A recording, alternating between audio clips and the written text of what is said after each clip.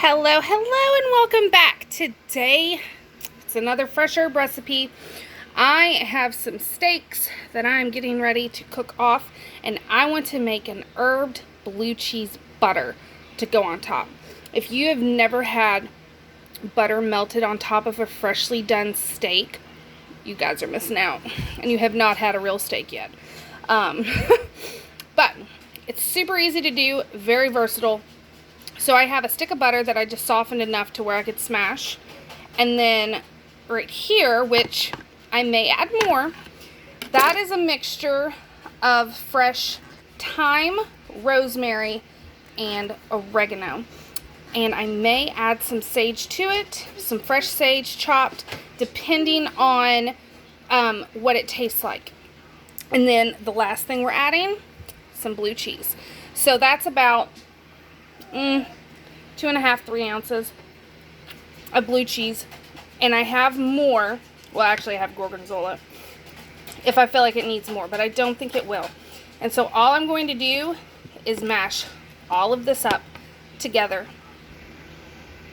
Okay, so I have mashed all this together, and yes, you can make quick work of it and use a handheld mixer or blender, whatever.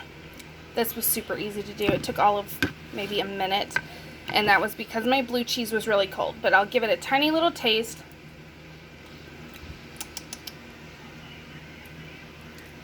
I think I'm going to add more herbs.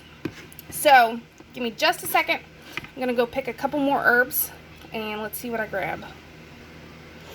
Okay, so I added about maybe a tablespoon total now of fresh herbs. So I went and got some more rosemary and some sage to add in with the thyme and oregano and other rosemary that I got.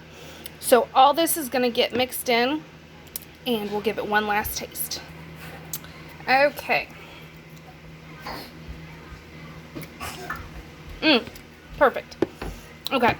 And yes, I know I double dipped. It's just for me. I'm not worried about it. Now, this is perfect. I would have added salt, pepper, and garlic to this, except I have salt, pepper, and garlic on my steaks. So I don't want it to be too salty.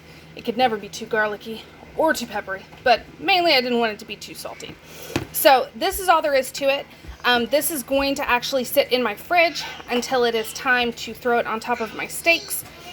You could make this in advance. You could make it and freeze it. You could add more blue cheese, less blue cheese, more herbs, and make it very herby if you wanted to. And also remember that the longer it sits, the better it's going to taste. So it's going to give everything time to marry the longer you let it sit. So I advise actually making it ahead of time, and then you'll have a much more flavorful butter.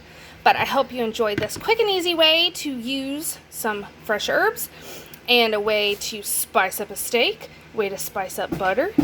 Take your pick. So I will see you guys next time. As always, thank you so much for watching.